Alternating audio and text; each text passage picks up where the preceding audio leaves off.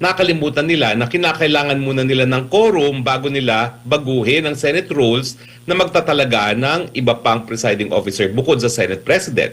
Kaya double sila wami ngayon, no? Mali na nga yung pagtatalaga ng ibang tao as presiding officer, mali pa yung proseso ng pag-aaminda ng Senado. Ang kanilang inaasahan ay yung nakasaad sa saligang batas na sila ang sole judge sa impeachment court. Ano po ang assessment ninyo sa unang araw ng impeachment trial laban kay Vice President Sara Duterte? Well, unang-una, no, talagang matindi yung aking hindi pagsang-ayon dun sa sinabi ng propesor na meron na raw napatunayang kakayahan itong si Sherwin at walang dahilan para italaga itong si Chis Escudera bilang presiding officer. Unang-una, huwag niyong kalimutan na may kapalit yung pagmakahudas ni Chis Escudero nung siya'y tumalon sa mayorya. Ang kapalit niyan ay pagiging presiding officer dito sa impeachment. So talagang hindi po pwede na hindi tuparin yung kasunduan nila. So politika ang dahilan kaya naging presiding officer itong si Chis Escudero. Pangalawa, hindi ko maintindihan kung ano yung sinasabi ng profesor na yan na napatunayang kakayahan ni Sherwin Gatchalian. Ang nakikita kong kakayahan lang niya ay siya'y anak mayaman. At kaya naman siya pinili bilang Senate President, malinaw na hawak talaga ng Malacanang ang pamilyang Gatchalian dahil ang kanilang kayamanan ngayon ay nakasalalay sa Malacanang. Whether be it yung dredging project nila o yung mga iba't ibang mga pangungutang sa mga iba't ibang mga ahensyang gobyerno at mga bangko na nakasalalay din sa desisyon ng pangnasyonal na gobyerno. No? So sa akin, well, mali talaga yung ginawa nila na hindi presiding officer ang ginawang, hindi Senate President ang ginawang presiding officer dahil paulit-ulit na binasa na ni Senator Alan Cayetano at ni Senator Pia Cayetano yung nakasaad sa journal ng Constitutional Commission na it goes without saying na kapag hindi presidente ang liniliti sa impeachment, dapat ang Senate President ang magpe-preside. Pero ang dahilan nga, nagkaroon ng kasunduan para lang maging mayorya talaga itong grupo ni Sherwin Gatchalian at pinanindigan nila yung kasunduan na yan. Opo, naging mahalaga din yung pagsagot na dito rin ng Korte Suprema Attorney considering na-raise na rin itong issue na ito, no? Lalo na yung constitutionality sa naganap noong pinatawag ata na special session noong June 3. Ano pong komento niyo rito? Well, isa pa yan, no? Alam mo, bagamat political ang impeachment, hindi siya puro political. Halong political at legal. Isa ako dun sa abogado na dumulog sa Korte Suprema para walang visa yung impeachment laban kay dating Chief Justice Hilarion Davide at doon sa kauna-unahang pagkakataon sinabi ng hukuman na sa ilalim ng 1987 Constitution, bagamat ang Senate ang sole judge ng impeachment trials, lahat ng gawain ng Senate as impeachment trial ay dapat sang-ayon pa rin sa saligang batas. At kapag lumabag ang Senado as an impeachment court, pwede pa rin mabaliwalayan ng ating Korte Suprema. So sa tingin ko, yung kanilang pag-aminda ng kanilang rules na nagtatalaga ng isang special presiding officer bukod pa sa Senate President para maging presiding officer dahil wala ngang quorum nung inaprubahan niya ng Senado ay wala rin bisa. Kaya nga ang babala ni Senator Alan Cayetano, meron tayong paglabag sa procedural due process, no? Dahil unang-una, malinaw sa saligang batas na dapat Senate President ang nagpe-preside. Pangalawa, yung pag-amendaha ng rules ng Senado, yung legalidad niyan ay nakabinbin pa sa Korte Suprema. At sang-ayon naman ako kay Senator Alan Cayetano na dahil walang quorum noong June 3, wala ring bisa yung pag-aamenda ng kanilang rules para magkaroon ng hiwalay na presiding officer bukod pa sa Senate President. Ang aking paninindigan, dapat ang hinalal nila noong June 13 bilang isang Senate President ay yung isang tao na may kakayahan para maging presiding officer at hindi lang isang tao na ang kanyang claim to glory anak mayaman siya. Opo, pero alam niyo po ba, attorney, sa tingin niyo po ba na parang yung nangyari sa June 3 is kumbaga alam na nila na dapat ang magiging presiding officer ay isang abogado, kaya nga nagpalit agad sila ng nag-amyenda agad sila dito sa impeachment rules. Kumbaga nakikita nila na bagamat si Gatchalian ang magiging Senate President, pero kinukonsidera nila na ang magiging presiding officer ay iba. Well, kasi nga, yan yung kasunduan nila eh. Kinailangan nila yung boto ni Chis Escudero para mabuo ang kanilang 13. Otherwise, hindi talaga sila maluluklok sa kapangyarihan at yan ang naging kasunduan nila. So hindi po pwede na hindi ito pa rin yung kanilang kasunduan. Ang punto lang, nagkamali naman sila na in accommodating Chis Escudero, nakalimutan nila na kinakailangan muna nila ng quorum bago nila baguhin ang Senate rules na magtatalaga ng iba pang presiding officer bukod sa Senate President. Kaya double sila wami ngayon, no? Mali na nga yung pagtatalaga ng ibang tao as presiding officer, mali pa yung proseso ng pag-aaminda ng Senado. Ang kanilang inaasahan ay yung nakasaad sa saligang batas na sila ang sole judge sa impeachment court. Pero gaya na aking sinabi, mula nung panahon ng yung Davide impeachment case, yung Francisco versus House of Representatives, sinabi na ng Korte Suprema, iba na ngayon ang definisyon sa ilalim ng 1987 Constitution ng judicial power. Yan ay obligasyon ngayon na ipawalang bisa ang gawain ng kahit anong sangay ng gobyerno kung ito ay lumalabag sa saligang batas. Opo, Attorney, good evening. Si MJ po ito. Sir, leadership involves optics. Anong optics na dinulot po na magkatabi po ang Senate President at ang presiding officer sa impeachment court, sir? Ininsulto nila yung posisyon ng Senate President dahil parang inaamin nila na inutil yung Senate President dito sa impeachment na ito. So sa akin, parang hindi nila binigyan ng kahalagahan yung posisyon at yung institusyon. Kasi talaga namang naging parang miron itong si Senate President Gatchalian. Pangalawa, naaalala natin yung mga panahon na dalawa yung nakaupo sa rostrum. Yung impeachment ni Erap Estrada, dahil dalawa silang umupo sa rostrum, si JPE as Senate President at si Chief Justice Hilarion Davide. Pero yan nga ay sang-ayon sa saligang batas na kapag presidente ang ini-impeach, ang Chief Justice at ang Senate President ang magiging presiding officers. So, pinakita nila na sila ay ignorante rin sa ating batas na nakasaad sa saligang batas na ngayon dalawang parang nagpe-preside, no? Samantalang specified sa Constitution na mangyayari lang yan kapag ang presidenteng ini-impeach. Opo, kasi nangyari kanina, parang taga-check lang ng to-do list itong si SP Sherwin. Yun yung puna ng mga nanonood sa live kanina. Binabasa ko rin kasi yung comments, attorney, ng mga netizen, sir. Sa akin, nakakahiya talaga na mukha lang siyang dekorasyon doon, pero nakakahiya rin ng Senado kasi parang pinakita nila na hindi na ignoramo sila, no? Ignorante sila doon sa sinasabi ng saligang batas na magkakaroon lang ng dalawang presiding officer kung ang linililitis ay ang presidente ng Pilipinas. Opo, sir, na-establish din ngayong araw na 16 talaga ang threshold ng mga boto, no, na kailangan. Pero ngayong araw po, nakulong na rin si Senator Marcoleta, former Congressman Mike Defensor, nadamay na rin, Senator Jingo Estrada, nauna nakulong. Ano pong tingin nyo din, sir, sa magiging botohan po kaya? Will they get 16 votes?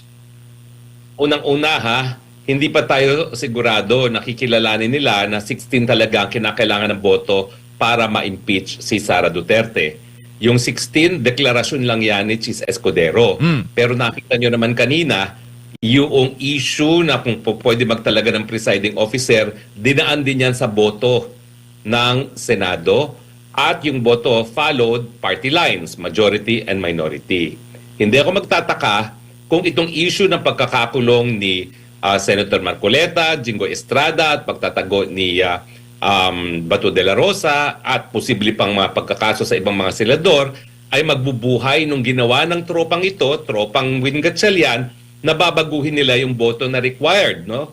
Ginawa nila yan nung ginawa nilang di umano Senate President si Win Gatchalian na hindi nila ibinilang si Senator Bato at saka si Senator Estrada doon sa quorum, no? At saka dun sa majority na nakasaad sa saligang batas. So sa akin, yung deklarasyon ni Chis Escudero, well, yan ay personal na opinion niya at hindi ako kung sa huli ay ibababa nila yung threshold. Hindi pa po yung garantyado. At sa tingin ko, idadaan pa rin yan sa botohan ng Senado and the vote again will follow party lines. Opo, 13.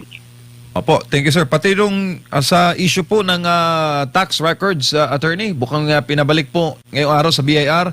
Anong tingin niyo doon sir? Penal po ba yon? Meron na kasi tayong president na hindi talaga mabubuksan yung mga tax records na yan kung walang authority ng presidente.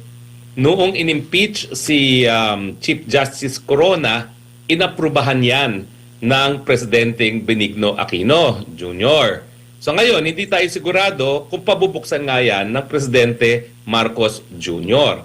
At habang walang ganyang approval yan, hindi nila alam ang gagawin dyan sa mga tax records na yan dahil sa batas, talagang hindi dapat isinasa publiko yan. No? So hindi ibig sabihin na palibasa meron ng impeachment trial ay yung impeachment court ang magdidesisyon ng lahat. No? Ang aking pagkakaalam at pag-aalala doon sa nangyari kay Chief Justice Corona, presidente ang nagbigay ng otoridad para buksan at gamitin yung mga tax records na yan. Opo, sir, ano pong masasabi ninyo sa inuna po nila na talakay na issue, yung grave threat doon po sa First Lady at Pangulong Marcos Jr. Based po sa inyong karanasan sa batas, ito ba easy lang na patunayan, sir? Sa tingin nila, itong pinakamadali mapatunayan. Kasi ito, papakita lang nila yung video. Bagamat kung maalala nyo, doon sa Committee of Injustice, ang pinakita nila, splice version, no? Na ang sinasabi lang ni VP Sara ay papapatay niya ang presidente at yung First Lady. Hindi nila pinakita yung konteksto na kung siya ay napatay, doon lang niya kinausap na kinakailangan patayin din ng presidente at ang First Lady.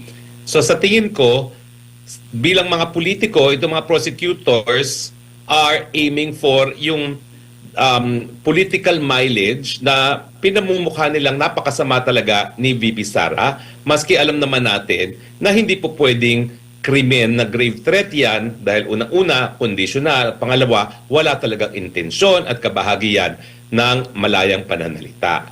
So umiiral ang pagiging politiko nila dahil alam naman nila na malaki ang posibilidad, hindi nila makukonvict si Inday Sara Duterte, pero nais silang siraan ng as much as possible kung si VP Sara nang magkaroon ng tsansa kung sino man ang susuportahan ng Marcos Jr. administration sa darating na 2028 elections kung tayo nga ay magkaka-eleksyon. Opo, considering attorney, 7 to 9 months yung kanilang estimated na trial run, 90 plus days po na trial days ang bubuin.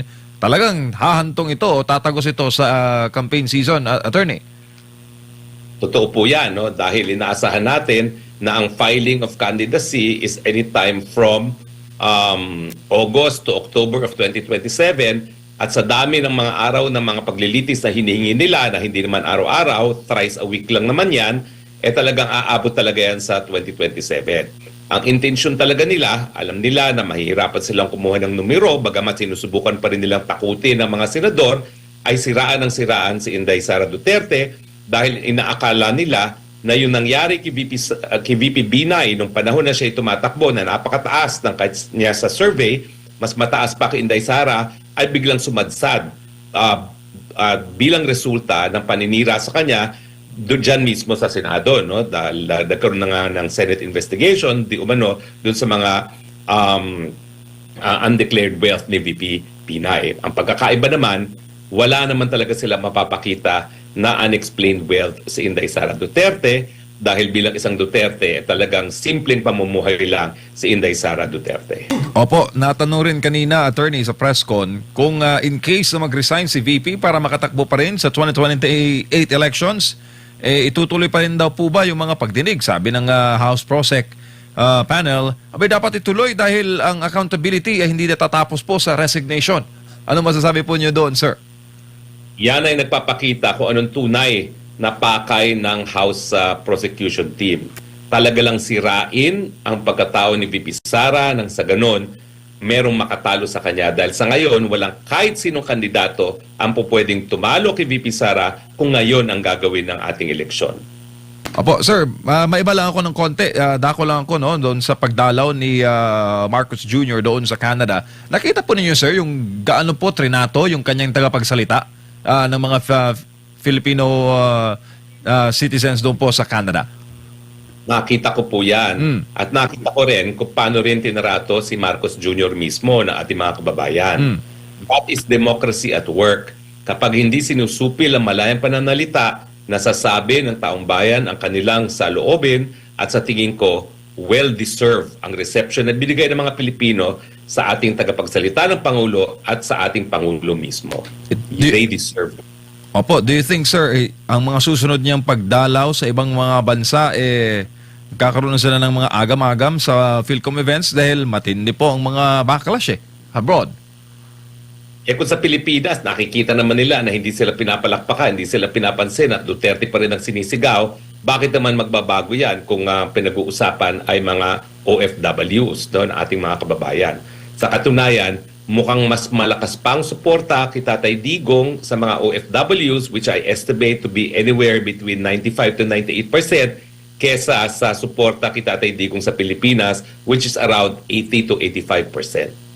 Opo, attorney, sinasabi nga mahaba itong tatahakin impeachment trial, posibleng umabot ng hanggang sa susunod na taon at kasabay din ito ang paghimay din sa budget for 2027 na tinaguri ang election budget, no? Ano po masasabi niyo po dito sa mga agam-agam na baka makaligtaan yung pagtiyak na inaayon sa konstitusyon ang budget natin for 2027 dahil nakatutok tayo dito sa impeachment?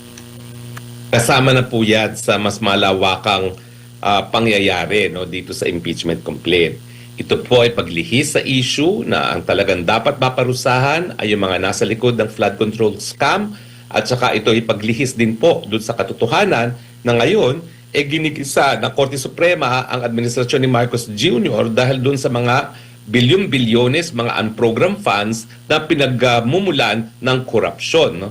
So hindi po ako magtataka na habang tayo ay nakatutok sa impeachment, yayariin na naman ng mga congressman at senatong ang budget for 2027 dahil yan nga ang pagkukunan nila ng pondo para sa kanilang kandidatura sa darating na eleksyon sa 2028. Opo, siguro bilang panghuli na lang po, attorney, mabahaba pa itong tatahakin sa impeachment trial, mabahaba rin yung pagmamasid ng ating mga kababayan. Minsan, yun na lang po sa mga sambayan ng Pilipino sa kanila pong mapapanood na impeachment trial kay Vice President Sara Duterte.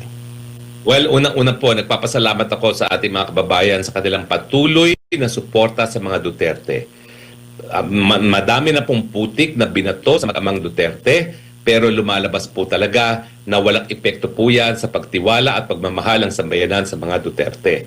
Ang aking panawagan, Pilipinas, hanggang kailan ba tayo magtitiis? Lahat ng kritiko, tinataniman ng kaso na wala man lang piyansa bilang kapalit deklara ng martial law na alam nila ngayon ay dapat merong sapat na paktual at legal na basihan. Hanggang kailan tayo magtitiis na sinisira ng Marcos government ang lahat ng institusyon sa ating demokrasya, samantalang nasa kamay natin bilang soberenyang mga mamamayan ang desisyon kung dapat bang manatili o hindi ang isang gobyerno na walang tulong na napararating sa ating mga kababayan. Hanggang kailan? Attorney, maraming salamat, dagang salamat sa inyong oras at panahon. Sa ulitin po, ingat po kayo. Mabuhay kayo, sir. Salamat po at magandang araw po sa inyo. Si Attorney Harry Roque, dating presidential spokesperson, atin pong nakasama mga kapartners, no? Sa pag-wrap up natin sa mga pangyayari.